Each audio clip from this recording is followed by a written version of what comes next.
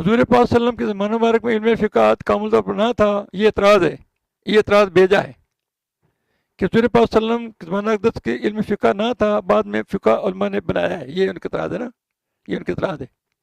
در صحابہ کرام نے فقہ پڑھا نہ پڑھایا، یہ درست اعتراض نہ ہے، یہ سارے اعتراض ہی ہیں۔ ہاں یہ کہو کہ فقہ کتابیں نہ تھیں، وہ علم حضور پاک صلی اللہ علیہ وسلم کے سینہ اور زبان فیض ترجمان اور نگاہ کرم سے عطا ہوا تھا، کتابیں نہیں تھی، علم ملا ہے کہاں سے؟ حضور پاک سینہ مبارک سے، زبان فیض سے، زبان فیض ترجمان سے اور نگاہ کرم سے عطا ہوا ہے، بعد میں کتابوں سے پھیلایا گیا۔ سمجھے؟ ان کے چہرے والے دیکھتے نہیں رہتے تھے صحابہ کرام، جو منہ زبان کو عمل کرتے تھے، تو وہ اور کیا تھے، اور کیا چاہیے تھا، یہی تو چاہتے ہیں، آسان تھی کام نہیں۔ بعد میں کتابوں سے پھیلایا گیا، حضور پاک صلی اللہ علیہ وسلم سے عمر فاروق رضی اللہ عنہ 12 سال میں سورۃ البقرہ کی پڑھی، 12 سال میں، کیا وہ نے صرف الفاظ پڑھے تھے؟ 12 سال میں سورۃ البقرہ عمر فاروق رضی اللہ عنہ حضور پاک صلی اللہ علیہ وسلم پڑھی، کیا الفاظ پڑھے تھے؟ آپ بھی سمجھ نہیں آ رہی؟ بے شک اللہ کے یہاں اسلام ہی دین ہے، ایسے ہی یہ صورت آل عمران کے 19 ان الدین عند الاسلام، ایسے پھر اے محبوب صلی اللہ علیہ وسلم اگر وہ تم سے حجت کریں تو فرما دو، کیا فرما دو کہ میں اپنا منہ اللہ کے حضور جھکائے ہوں، یہاں سے پیری مریدی کا ثبوت بھی ملے گا آپ کو، اپنا منہ اللہ کے حضور جھکائے ہوئے ہوں، اور جو میرے پیرو ہوئے وہ بھی جھکائے ہوئے ہیں، اس کی پیروی میں آ گیا نا، جو میرے پیرو ہوئے وہ بھی منہ اللہ کی بارگاہ میں جھکائے ہوئے ہیں۔ اور کتابیوں اور ان پڑھوں سے فرماؤ کیا تم نے بھی گردن رکھی؟ ان پڑھوں سے فرماؤ کہ تم بھی جھکتے ہو ہمارے ساتھ کہ نہیں؟ ہم آپ سے کہیں میرے ساتھ چلنا ہے کہ نہیں چلنا؟ بتاؤ، آپ بولتے ہیں کہ آپ سے یہ پوچھوں میں کہ جناب میرے ساتھ چلنا ہے کہ نہیں چلنا؟ وہ یہی پوچھنا، ان سے پوچھو، انہوں پوچھتے ہیں کہ تم نے گردن جھکائی کہ نہیں جھکائی؟ ان سے پوچھو، ان پڑھوں سے، کتابیوں سے۔ فَإِنْ أَسْلَمُوا اگر وہ گردن رکھیں فقا دے تو دو، تب تو راہ پا گئے۔ اگر وہ تسلیم کر لیں، گردن جھکا لیں تو پھر ہدایت پا گئے۔ اگر میں سے کہوں میرے نانا لگا کامیابی ہو جائے گی، تو رسا توڑا کے پیچھے نکل جاتے، پھر تیری اپنی مرضی۔ اب یہ سوال قرآن سے آ گیا نا، بھی جس کے ساتھ چلو گے اس کا حق پہ سمجھو کہ چلو گے نا، میں کوئی ایسی بات نہیں کر رہا۔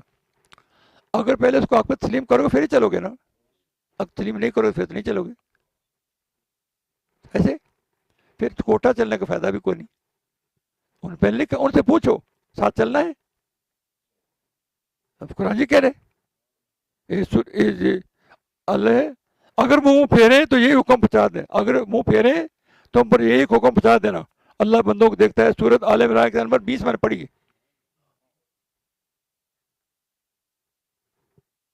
سمجھ آ رہی؟ اللہ، ہم کو رفتہ سے نعمت تھوڑی ملی ہے، ملی ہے بہت سی نعمتیں ملی ہے، شمار کرے شمار۔ مالی نعمت شکریہ زکوٰۃ،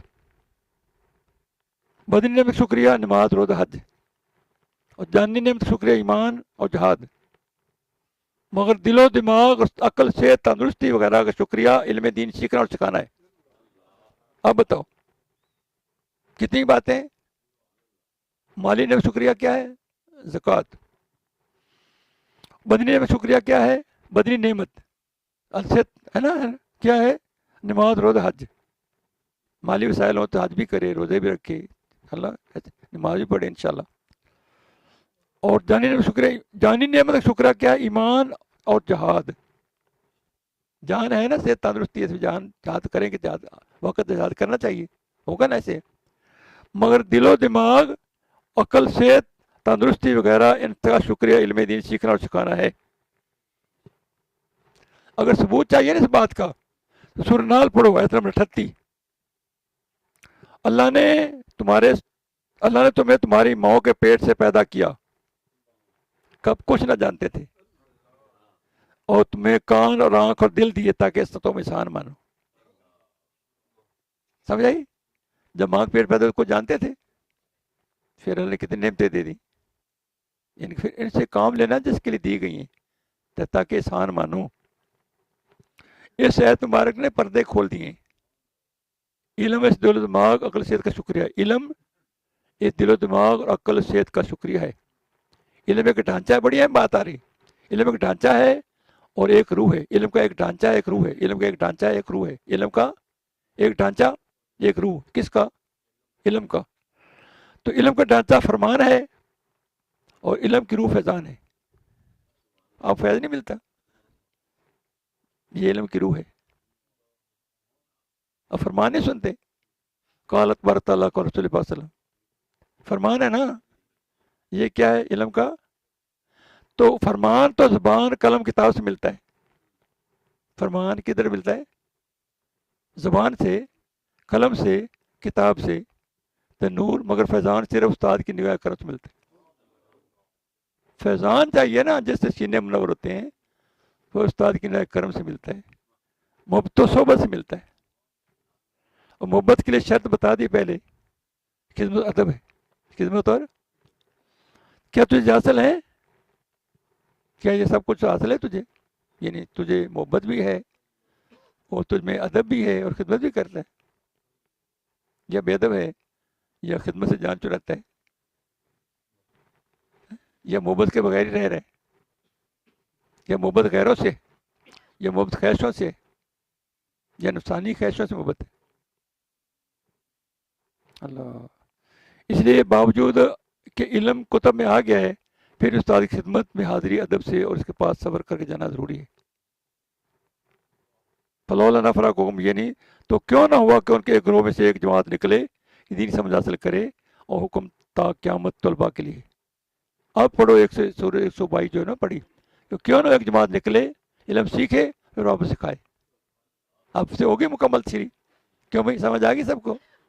علم کو یعنی سیکھنا ہے انشاءاللہ، اور آگے سکھاؤ، پھر دیکھو کیسے قبر روشن ہوتی ہے انشاءاللہ. جہاں روشنی ہوگی، جہاں اتنے استاد اپنے شاگرد چھوڑو گے تو وہ پڑھیں گے تو آپ کو صدقہ جاریہ نہیں ملے گا؟ بتاؤ صحیح. صدقہ جاریہ کیوں نہیں ملے گا؟ یہ علم سینے کے نور پھیلاؤ جاؤ، نور کا لوگ سینے میں ڈال جاؤ. نہیں تو جتنا دن وہ آگے فیض چلتا رہے گا آپ کو ایسا نہیں ملے گا. نیکی سے ڈالو گے تو ضائع چلی جائے گی. اللہ. وہ کہتے ہیں اے بے خبر، دین کتابوں سے نہ ڈھونڈ، کتابوں سے تو علم و حکمت ملتی ہے، دین نظر سے ملتا ہے. تو پھر دین چاہیے تو پھر یہ کر کے 100 کتابوں ورقوں کو آگ میں ڈال دے اور دل کا رخ دلدار کی طرف کر لے. ہاتھ کار والے دل یار والے، ہاتھ کار والے. اللہ اللہ میں سمجھ سی میں. یہ ایسے بات نہیں ہے. بڑے بڑے عالم لوگ، بڑے بڑے زاہد لوگ، بڑے پرہیزگار لوگ، ان سے دین حاصل کرو جن کے پاس کافی کچھ سرمایہ نورانی. کیا آپ دیکھتے نہیں ہیں کہ حضرت امام ابو حنیفہ رحمۃ اللہ علیہ، حضرت حماد رضی اللہ تعالیٰ عنہ جیسے فقیہ متقی ولی اللہ سے اپنا استاد بنایا، اور 2 سال تک حضرت امام جعفر صادق کی صحبت پاک میں سری، اور 20 سال تک حضرت حماد رضی صحبت میں رہے، تبھی امام ابو حنیفہ بنے. گھر بیٹھے تو نہیں بن گئے امام ابو حنیفہ رحمۃ اللہ علیہ. سمجھ آ رہی؟ 20 سال اللہ اکبر حضرت حماد رضی صحبت میں رہے، اور 2 سال امام جعفر صادق صحبت رہے. اللہ. اپنے شوق دیکھو صحابہ کرام کا. حضرت جابر رضی اللہ عنہ مدینہ منورہ سے مصر کا سفر کیا حدیث سیکھنے کے لیے. اب بھی سمجھ آ جانی چاہیے آپ کو انشاءاللہ. اللہ